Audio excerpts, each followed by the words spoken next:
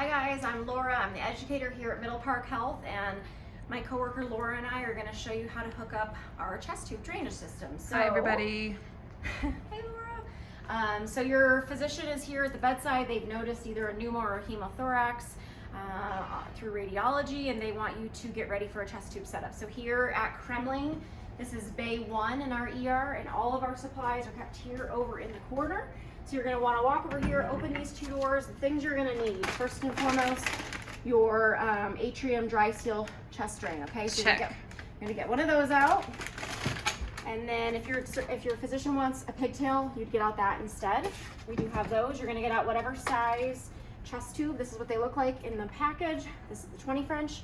And then the other thing that's kind of hidden you want to get out, your surgeon or physician's going to need, is this chest tube tray. This is everything they use to put the chest tube in. And some foam tape. And then I get some foam tape out, okay? The other thing, give this to your physician, let them set up for the chest tube placement, let them worry about that. You're gonna open your dry seal atrium. So we open it up here, we've got the tube connected, and then we have extra suction tubing here. This is what it looks like. When you take it out of the package, this will not be blue. This is gonna be empty and dry. So the first thing we're gonna do is what, Laura? Hook it up to suction. Yeah, so the reason we do that is because there's a few holes in this machine that fluid could go into. This is the wrong hole. Looks like a nice hole. This is your suction hole. It's labeled as such. So to avoid confusion, and you can tell someone accidentally put some fluid in there. To avoid confusion, we hook up the suction first. So cover that hole so nobody's tempted to put any fluid in it, okay? Copy that. Hook it up to suction here. Turn it on to continuous, anywhere in the medium-high range, so that you can control your suction down here. This is the little dial here. Most docs are going to want you to be at -20, but you can change it, you know, if your doctor is wanting something different. The next step, because you'll not see anything going on down here, is to put fluid in it. So you want to put it on its front side, lay it down. In the back, you'll see there's another great hole. Little lure lock system. So that is where we're going to put our fluid. So we've got our 20 mils of water, and we're gonna push that in there. Once we push that in here, you'll see it'll turn blue, and you'll have fluid, and you'll have some vacillation with this ball here, which isn't, you know, currently working on this practice setup, but you will see, obviously we have a giant air leak here because we're not hooked up to anything, okay? But now your chest tube is ready. So your chest tube system is ready. Your doctor, you're gonna do your timeout. They've got the chest tube in, and they say, hey, hello, can you come help me dress this? Okay. What do we need for our dressing? So what I'm gonna grab are my trauma shears, some regular tape, some foam tape. You can either grab 2 of these medium-sized Tegaderms. If you have the big Tegaderms, that's great. Some Vaseline, petroleum gauze, and then just a 4x4. If your facility has pre-cut 4x4s, even better. Awesome. So what I'm gonna do is, as soon as it's in, you know, we're gonna hook it up here. I'm going to note where this is at the skin, kind of like you do with an ET tube with the teeth. You wanna note where it is. And then I'm gonna put some tape around here, not like that, but around here. Yeah. Make sure these sites are just, you know, really, see, it didn't work, right? So I might do some foam tape after. I want this to be nice and tight so we don't lose our suction, because we're trying to help this person breathe, you guys, and have re-expanded lungs. So if we don't keep that, that's a bummer. So we take our petroleum gauze after we've marked that we're where we are. We're gonna kind of bunch it up around the site, just like that.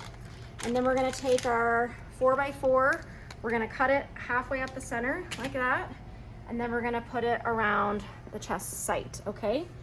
With a big 4x4, this is a little easier, but you can kind of make do with whatever you have. I'm gonna just put a tiny little slit there because I'm gonna use 2. So what I'm gonna do is put that like that, take off my plastic, and then I'm gonna do the same thing, or my paper, on the other side. Okay, so then I'm gonna take this guy out, another little slit right up the middle, and instead of on top, I'm gonna put it on the bottom. So now we have a nice dressing in place, we can still see, you know, if it's oozing or what it's looking like under there. And then from there, I'm probably going to use a little bit of this foam tape as well, not only to just reinforce some of these. This is nice soft tape for the patient, but then what I'm going to do, and Laura, who's taken this video, taught me this, is, you know, this is my chest here, and boy, does this hurt. It's a hard plastic tube and a brand new incision. So instead of every time I move it pulling on me, she's gonna kind of just take this and tape it to me with this nice soft foam tape so that I move with it and it's not yanking every time something moves. So that's just more for patient comfort, for a non-pharmacological way to help control their pain after a chest tube, because this isn't going to necessarily make them pain-wise feel any better. It's quite painful. You don't want to be medicating your patient. Continue to check these. You want to make sure that your chest tube isn't getting kinked off, that the suction hasn't been turned off. You want to make sure that you're having some sort of movement here. You're almost always going to have a little bit of a leak down here where you see movement. You want to make sure that your orange piece here is staying, you know, inflated, if you will, showing that there is suction. The other thing I wanted to talk about real quick is if you put your chest tube in and you immediately get 100 mils of blood out, okay, so you get a hemothorax there, let's say, and then that's, you know, 1 p.m. and we have to hang on to this patient for a while, or we're keeping them overnight, and you see they're slowly draining, and then suddenly at 3 p.m. we're up at 500. You need to call the doc about that. Anytime you get over 100 mil kind of output in a short amount of time, or you're concerned at all, call the doc, because we want to know why that's suddenly bleeding.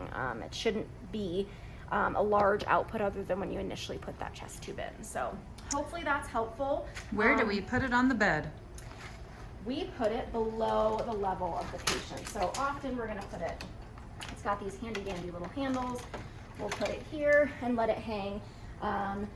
We don't want to set it on the floor. It's just going to get kicked over, knocked over. So hanging tends to be a lot better. If you had wanted to get a sample of whatever is coming out of this patient's chest, there is another one of our ports here. We rarely use that here, but it is there if you need it.